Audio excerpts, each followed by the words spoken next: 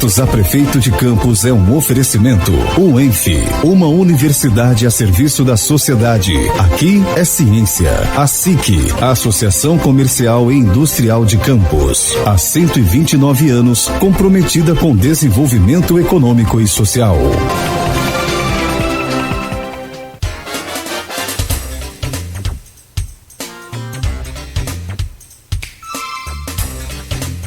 Sete e 35 em Campos, de volta com o Folha no Ar, primeira edição. Hoje, na sequência da segunda rodada de entrevistas com os candidatos, recebendo o candidato do PDT, Caio Viana. Caio, eu trago o seu bom dia, te cumprimento e agradeço já de antemão pela sua presença aqui mais uma vez. E logo a seguir, o Aloysio e Arnaldo startam aí essa pauta que é assim... interessante. No primeiro bloco, a questão da economia. No segundo, são temas livres aí, até prováveis algumas divergências de candidatura ou de partido.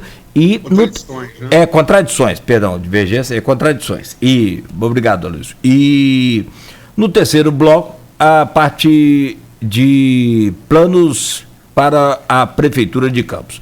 Caio, bom dia, seja bem-vindo aí ao Folha no Ar, primeira edição. Bom dia, Cláudio, bom dia, Arnaldo, bom dia, Aloysio. Mais uma vez aqui um enorme prazer estar com vocês em mais uma edição aqui do Folha no Ar e agradecer aí a oportunidade do Grupo Folha da gente poder apresentar aqui as nossas propostas, conversar um pouco mais sobre temas importantes para a nossa cidade e bom dia em especial aí aos ouvintes do programa Folha no Ar que estão nos acompanhando. Caio, bom dia, obrigado pela presença mais uma vez. A sua última entrevista aqui foi no dia 13 de outubro, né? E na primeira rodada, com todos os candidatos, uma sorteada na Folha da Manhã, com a presença, acompanhamento virtual, né, por conta da pandemia, da representante das nossas candidaturas. E agora está voltando na segunda, na mesma ordem sorteada, né?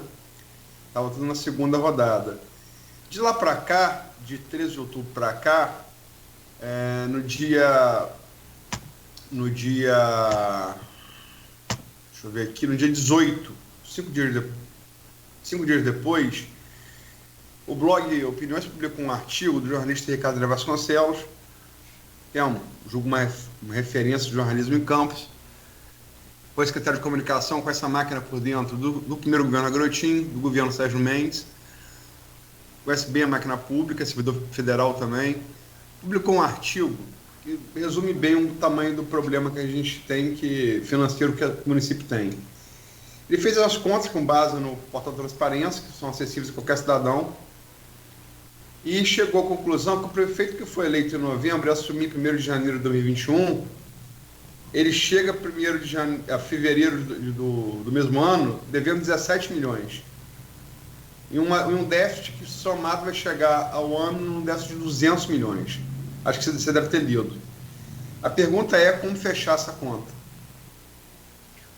Olha, Luiz, como eu venho dizendo sempre, primeiro, eu acho que é um ponto de concordância entre as candidaturas que estudaram os números do município e sabem que a gente enfrenta hoje uma retração econômica global, nacional, estadual, não seria diferente aqui em Campos, né? E, sobretudo, por mais administrações passadas, desperdício de dinheiro público, isso tudo acarretou hoje, né, numa cidade que carece de investimento e é preciso adequar a máquina pública. Eu acho que qualquer que seja o cidadão bem intencionado que queira participar da administração pública em Campos, ele entende, compreende que é preciso adequar a máquina pública, né? E isso se dá de várias formas, né? Não somente você olhando para o que pode você cortar ali de gastos que não são prioridades para o município, para o povo da cidade, mas também de como você trazer dinheiro novo, de como você aumentar a capacidade econômica do município para que você consiga aumentar o que você tem disponível para investimento. Como você bem colocou aí, você tem um déficit aí que você vai pegar em torno de quase 200 milhões de reais aí de déficit. Como é que você vai fazer isso só cortando? Não faz, você precisa trazer dinheiro novo. E aí, para fazer isso, tem uma série de atividades que é preciso a gente colocar em prática né, tanto com interlocução com o governo estadual, com o governo federal, com deputados, para a gente trazer recursos para a cidade, quanto com uma máquina administrativa comprometida em apresentar projetos importantes, né, para poder a gente, através dos ministérios, conseguir parcerias e conseguir concluir esses projetos. E aí, com isso, você vai trazendo de volta uma economia local mais ativa, né? Hoje você tem a construção civil em Campos praticamente paralisada, a construção civil em Campos, que sempre foi um setor muito forte, sempre foi um setor que emprega muito, né? Gera renda, movimenta a economia local, e a gente precisa reativar esse setor. E é preciso retomar essas obras de forma planejada, estruturada, gradual. É preciso planejar isso, porque isso, a partir do momento que você vai fazendo isso também, você vai movimentando a economia local. Então é um investimento, não é gasto, né? A gente precisa adequar onde está tendo gasto, que não é prioridade, e investir onde a gente pode trazer recursos para a cidade. Caio, além dessa questão do déficit de 17 milhões, né, que o Ricardo André projetou nesse artigo que ele escreveu, tem uma questão que vai ficar para o próximo gestor, independente de quem seja ele a partir de 1º de janeiro, que é folha de pagamentos pendentes de RPAs do atual gestão. Como lidar com isso? Como que vai ser a negociação com esses RPAs que ficarem pendentes, caso você seja eleito prefeito? Primeiro, Arnaldo, eu acho que é preciso fazer uma grande avaliação disso tudo, porque vocês falaram de dados no portal da transparência, mas também é de conhecimento de todos que estudam o portal da transparência que se tem uma coisa que não é transparente, é a folha de RPA. Então é preciso abrir essa caixa preta e entender o tamanho desse problema, entender de fato, porque ninguém consegue chegar e falar um número exato de profissionais que tem hoje no regime de RPA. São suposições, são cálculos baseados em informações que o governo decide soltar, né? E aí todo mundo começa a supor quanto que tem de gasto com RPA e quanto tem de funcionário trabalhando. Primeiro que a gente já sabe que tem uma parte que não trabalha, né? Então aí você já tem uma adequação que você pode fazer dos que não trabalham, né? Que ninguém quer, o funcionário que ele trabalha, ele tem a atividade dele, que ele atende a população. Que não trabalha, o nome já diz, é fantasma. Esse profissional não tem utilidade ali, ele está atrapalhando a máquina pública, porque ele não trabalha, mas ele gera custo para o município, ele não fornece serviço nenhum para o cidadão, ele tira a capacidade de investimento da máquina pública e é preciso a gente reajustar isso, né? Sabendo, obviamente, a necessidade que tem de pagar os funcionários em dias. Quem tiver contratado para prestar um serviço tem que pagar, tem que receber seu salário. E não tem condição de achar que o mês tem mais de 30 dias, né? O que acontece? Isso é conhecido por todos, que quando você não paga o funcionalismo em dia, você tira dinheiro da economia local, você tira dinheiro do comércio. E aí você começa um problema muito maior, né? Lojas começam a fechar, né? Negócios começam a fechar, empresas começam a quebrar, demissões acontecem e você começa a entrar num círculo, em vez de virtuoso, num círculo negativo da economia local. Caio, essa questão dos RPAs, segundo a prefeitura, são... Em torno de 6 mil? Em torno de 4 mil, né? Pois é, isso aí é uma caixa preta. Dados aqui, Beethoven, quando era candidato, falou aqui em 9 mil, 9,5, eu citou como fonte até o Jorginho Virgílio, que depois desmentiu essa informação. Você tem uma estimativa de quanto seja, de fato? Ou você acha que é muito distante desses 4 mil que a prefeitura diz que tem? Pois é, Luiz, essa que é a questão. Se a prefeitura, né, que é o órgão público que deve essa informação, essa transparência para a sociedade campista, se ela não coloca isso de forma transparente, fica muito difícil, porque uma coisa é eles falarem o número, outra coisa é comprovar de fato esse número. Eu acho que é preciso deixar isso de forma mais clara, e independente de quem quer que seja o prefeito, precisa deixar isso de forma clara. No nosso governo, a gente vai utilizar o portal da transparência para, de fato, colocar informações para que a população saiba qual é o tamanho da máquina pública, quais são os gastos, possa acompanhar isso, tanto a população que não tem tanto interesse no acompanhamento, porque tem as suas outras obrigações, quanto vocês, jornalistas, né, que têm ali um trabalho sempre de pesquisa e é tão importante para informar a população que não tem esse tempo para ir lá fazer esse trabalho de busca dessa informação. Agora, você hoje precisar qual é esse número é quase que impossível, Luiz. Você é um jornalista experiente, né, o Grupo Folha e tem outros veículos de comunicação na cidade, e ninguém consegue encontrar uma informação que seja unânime com relação à quantidade de números, né, de RPAs trabalhando hoje no município. Por outro lado, nessa série de painéis que a Folha fez, antes de começar a campanha, de julho a setembro, certo, a gente ouviu vários, né, você deve ter visto, a gente ouviu especialistas de várias áreas, mas também ouvi um ex-presidente da Câmara, quando a coisa começou na possibilidade de corte no Legislativo. Uhum. E o atual presidente e ex-presidentes, e entre eles o Nelson Naim. Ele abordou essa questão da RPA, e Naim falou, olha só, não vamos ser ingênuos de achar que não há negociação de legislativo com o executivo. E os RPAs, quer dizer, dando a entender que os RPAs podiam estar nessa, digamos assim, de maneira, sem vulgarizar, ou sem colocar isso como uma negociata, mas na moeda de troca, né? É a expressão que ele usa. Você é de um partido, de uma coligação que, pelo menos, não se espera que faça uma bancada assim tão expressiva. Se isso acontecer, você for prefeito, você vai ter que ter uma base parlamentar. Como fazer com que o discurso de campanha se adeque à realidade do governo? Olha, Luiz, primeiro deixa eu fazer só uma ponderação aqui. Na verdade, a nossa coligação ela vai eleger mais de 10 vereadores, né?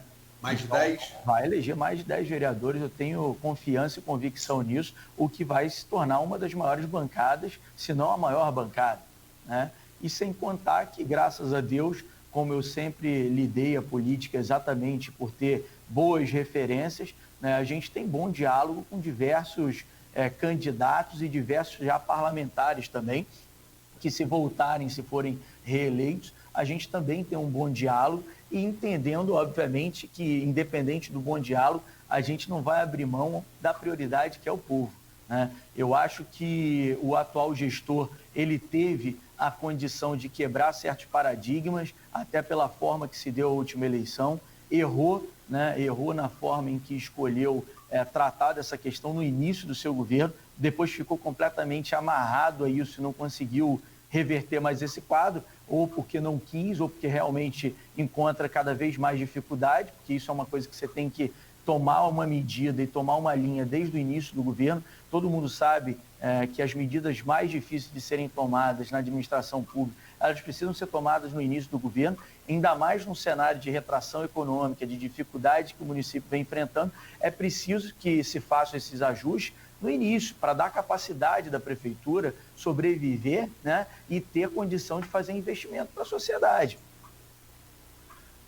Caio, mas uma outra preocupação para o próximo prefeito também, independente de quem for o prefeito a partir de 1º de janeiro, é a questão da partilha dos royalties, que volta à tona agora, né, com o julgamento marcado para 3 de dezembro, embora tenha uma articulação aí, que nessa semana teve inclusive uma reunião com o ministro do Supremo, com o presidente do Supremo, Luiz Fux, pedindo aí para adiar, e ele vai constar a relatora, a ministra Carmen Lúcia, para tentar adiar, com a alegação de que não se pode pensar em julgar uma questão de partilha de royalties no meio de uma pandemia, né?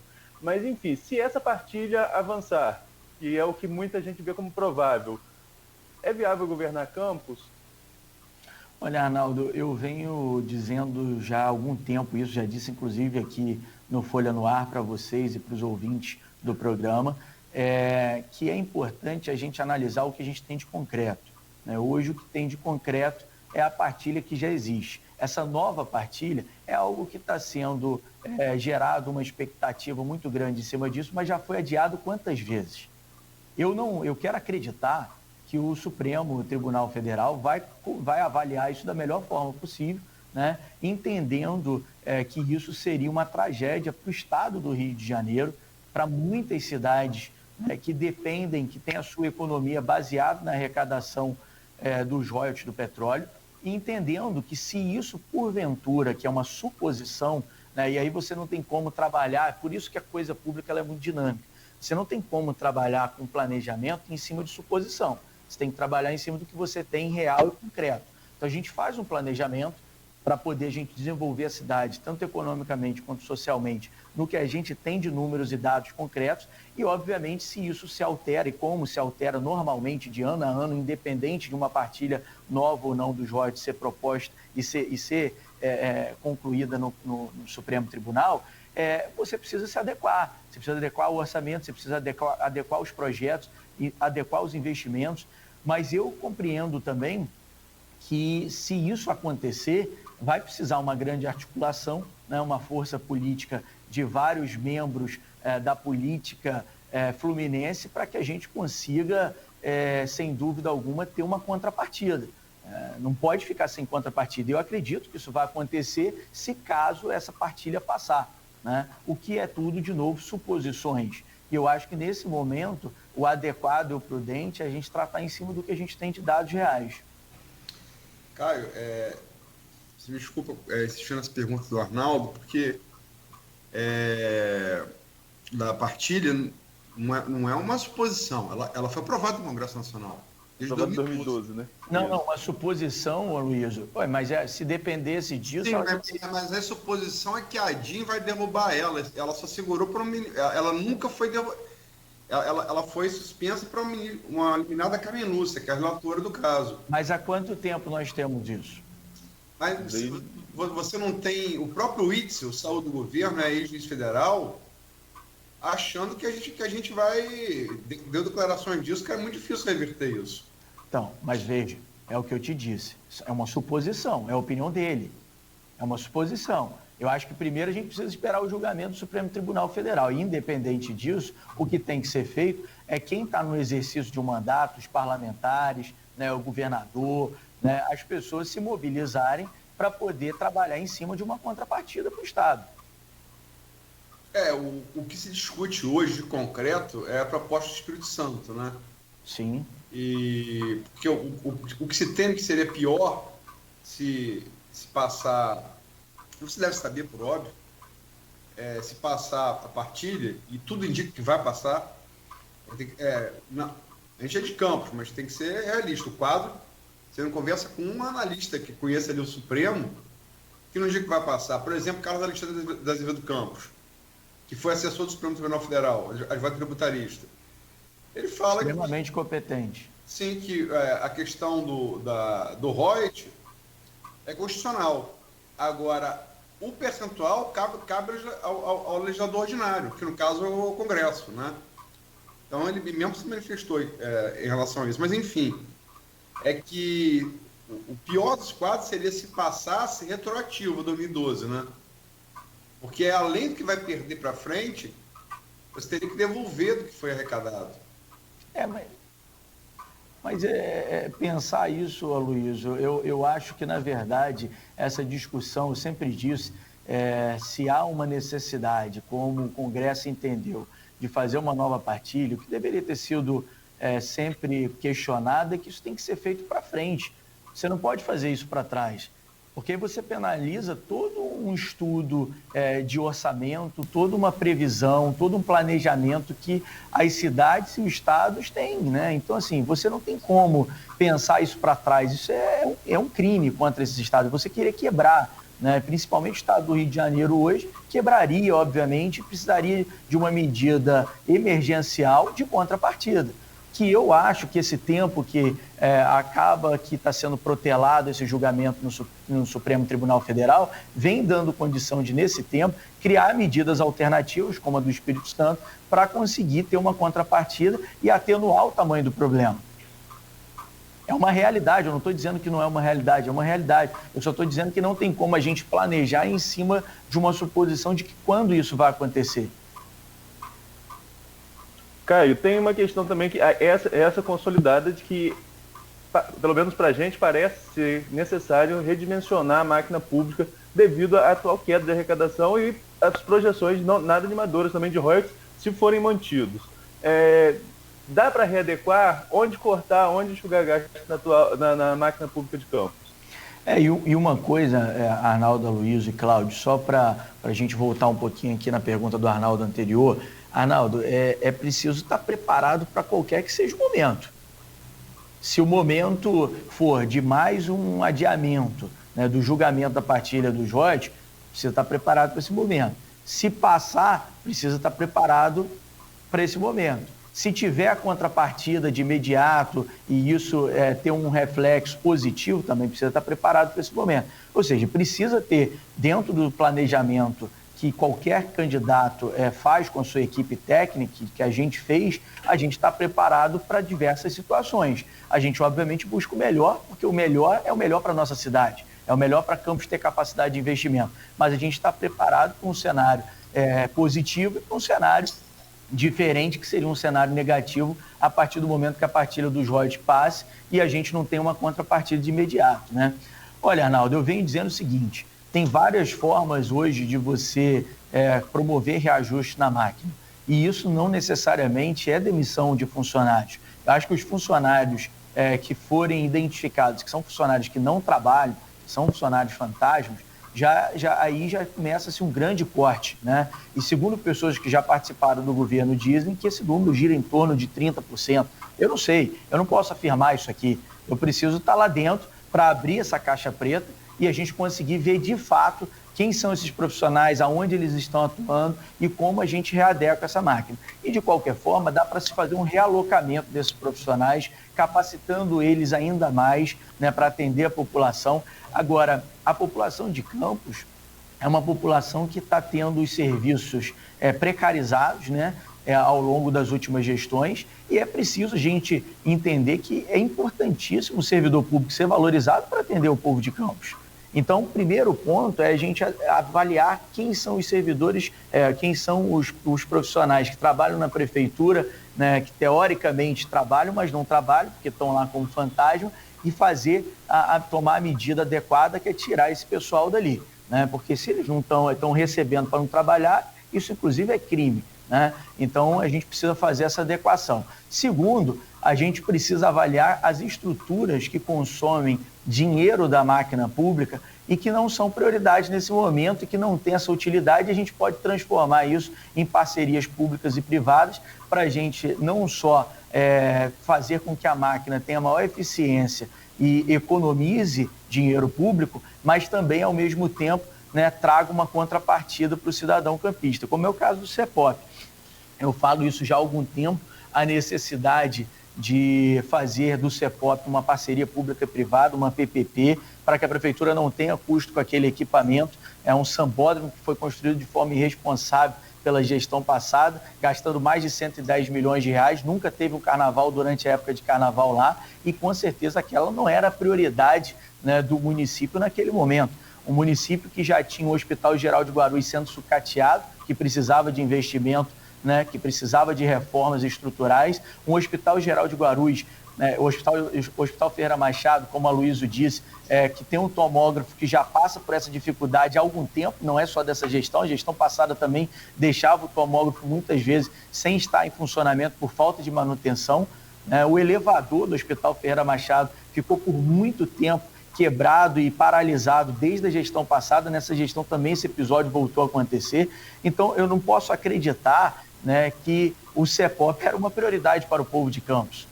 Então, é preciso você fazer parceria pública e privada ali, para que com isso você diminua o custo da máquina, que tem custo para manter aquele espaço, e promova outras ações como custos de capacitação naquele espaço para a nossa população, né? E ainda mais com o advento aqui do Porto do Açu próximo da gente, a capacidade de geração de emprego da região é alta. Então, a gente sai na frente quando a gente capacita a nossa população. Isso é uma das medidas necessárias. É necessário avaliar, né, as questões de imóveis próprios e alugados que a prefeitura tem, porque isso é outro gasto e custo que a prefeitura tem mensal e anual, né, tanto para manter esses imóveis quanto para pagar os aluguéis, né? Manter os próprios, manter os alugados e pagar os alugados. Isso é outro custo que a gente precisa entender como que é possível a gente redimensionar esse tamanho, adequar, transformar isso num modelo mais eficiente, que a prefeitura não é imobiliária para ter essa quantidade toda de imóvel, né? Não tem necessidade disso. Então, isso foi feito durante as últimas gestões, um aumento desses imóveis desnecessário, e a prefeitura, inclusive, pode ganhar capacidade de investimento com a venda desses imóveis, né? Para poder a gente colocar projetos importantes em prática, terminar obras inacabadas, movimentar de novo a construção civil no nosso município. Tem várias medidas que a gente pode tomar que não inclui a demissão de servidores e que não é necessário para aqueles que trabalham e prestam um bom serviço para a sociedade. Caio, você falou no último programa aqui, estamos falando aqui, esse primeiro bloco é dedicado à crise financeira, e você falou no programa anterior, na primeira rodada do Folha no Ar, com os prefeitáveis, e retomar programas sociais como o Cheque Cidadão e Passagem Social, né? Além de você, só outra candidata falou nisso, de todos os 11 que a gente entrevistou aqui. Beethoven foi mudado, o PSDB foi mudado, né? O candidato. Foi a professora Natália. E Natália voltou aqui ontem e já mudou um pouco, disse que no primeiro ano seria impossível retomar esses programas, pelo menos no primeiro ano. E você mudou alguma coisa em relação a outro programa para agora, em relação à retomada de programas sociais? Olha, Luísio, é preciso entender algumas coisas. Primeiro, eu falei da retomada do Vale Alimentação, que é o programa original que foi feito em parceria com a Universidade Cândido Mendes, um estudo sério, né, para ajudar as pessoas que viviam em situação de vulnerabilidade extrema. Muitas vezes não tinham como colocar comida em casa, né? Não era simplesmente você utilizar um programa social como foi utilizado o Cheque Cidadão, né, de forma errada, como saiu aí no final do governo passado, diversas pessoas presas por conta disso, porque utilizaram o programa para outros fins. Fins esses que não estão previstos, fins esses que não foram utilizados e avaliados por assistentes sociais, conhecido por toda a cidade, todo mundo da população sabe que o Cheque Cidadão, muitos vereadores distribuíam o Cheque Cidadão. Então não é isso que a gente está propondo, não é esse retorno desse programa. Nós estamos propondo um retorno planejado, estruturado e gradual do programa original, que foi o Vale Alimentação, para ajudar as pessoas que estão na zona extrema de pobreza em Campos. Você tem 45 mil pessoas, isso não é dado do Caio, isso é um dado real, 45 mil pessoas que estão na zona extrema de pobreza. Isso não é só o Caio que está falando. Diversos órgãos importantes e relevantes estão dizendo isso, que Campos hoje tem 45 mil pessoas na zona extrema de pobreza. Você faz o quê? Você abandona essas pessoas? Não. A gente precisa retomar com um programa que dê a essas pessoas a condição, né, de ter ali um complemento de renda de forma gradual. Se eu conseguir, Luiz, matar a fome de um cidadão, isso já me deixa muito feliz mesmo. Porque eu sei que aquela pessoa não teria como se alimentar e vai poder estar se alimentando através de um programa social sério e que a gente, de forma gradual, vai aumentando ele de acordo com a retomada econômica do município. Então, sim, é necessário voltar com esse programa e reafirmo aqui o meu compromisso de voltar com esse programa de forma gradual. Ninguém está falando de chegar aqui e resolver o problema das 45 mil pessoas de uma vez, porque a gente sabe que não é assim. Eu tenho responsabilidade, tenho comprometimento com a população de Campos e sei que a gente precisa retomar com esses programas, mas de forma gradual. Não, cara, que tem gente que passa necessidade, sobretudo em tempo de pandemia, não precisa nem ser sério e relevante, basta não ser cego. É lógico que tem. O Brasil é um país do terceiro mundo, né? Agora, não precisa nem ser repórter, nem ser jornal, basta sair às ruas para ver. Agora, como fazer, assim, você fala, matar a fome de uma pessoa. Assim, como fazer, aí o nome também do programa importa menos do que atender a demanda. Se começou no governo Arnaldo, se começou no governo Rosinha, mas como fazer, qual a perspectiva real de retomada diante da crise financeira desses programas? E em relação à passagem de ônibus, por exemplo? Olha, Luiz, na verdade, é importante sim eu relembrar e contextualizar a época que esse programa foi criado, porque depois deturparam a finalidade do programa. Então é importante eu lembrar quando foi criado. Foi criado na época do governo Arnaldo Viana, do nosso grupo político, né, com um objetivo sério, junto com a academia, né, trouxe a academia para poder desenvolver esse programa social para dar assistência a essas pessoas. É óbvio, né, que a gente entende a retração econômica que existe, mas como eu te falei, se eu puder matar a fome de uma pessoa, isso já vai me deixar feliz, já é um início de trabalho e é preciso retomar com esse programa, do mesmo jeito que a gente vai retomar, né, com um restaurante popular que foi prometido por essa gestão diversas vezes e por falta de competência não botou para funcionar. Diversas vezes foi prometido, né, existia até datas de inauguração, mas nunca acontecia, como o Hospital São José também, várias vezes foi marcada a data de inauguração e foi voltado atrás e não foi inaugurado na data que era marcada. Então, na verdade, Aloysio, com planejamento, uma equipe eficiente, a gente vai ter a retomada desses programas de forma estruturada, gradual, entendendo a necessidade de ajudar essas pessoas. O poder público não pode abandonar essas pessoas. O poder público tem que ajudar essas pessoas. A sociedade como um todo precisa entender que essas pessoas dependem da ajuda do poder público. Então, a gente tem que retomar com esses programas, sim, de forma estruturada. Infelizmente, criminalizar o programa Cheque Cidadão pelo uso errado da administração passada. Mas a finalidade do programa original, ela é importantíssima. Usaram de forma errada, exacerbada, né, sem os critérios legais necessários para poder identificar aquelas pessoas que estão em situação de vulnerabilidade extrema e que precisam desse complemento de renda, e é isso que a gente vai voltar a fazer. De forma séria, responsável, a gente vai voltar com esse programa social tão importante para a cidade. 8h06. Fechamos esse bloco então, né, cumprindo o tempo regulamentado, certinho, conforme o sorteio. Se quiser fazer alguma conexão, Aloysio ou Arnaldo, próximo bloco. Eu prefiro, para manter a ordenação, eu ainda tenho o que perguntar sobre essa coisa do programa social, mas eu prefiro fazer na abertura do próximo bloco. Tá ótimo, excelente. Muito bem, então rapidamente estaremos de volta com o convidado de hoje, o candidato à Prefeitura de Campos, Caio Viana. E só lembrando, você que está participando aí já no streaming, né? Muito bom dia, seja bem-vindo e bem-vinda. Para você que não está ainda acompanhando, vai lá no streaming da Folha, FM 98,3 no Face, e daqui a pouco esse programa também estará em podcast. O oferecimento dos laboratórios Plínio Bacelar e Clínica Proteus.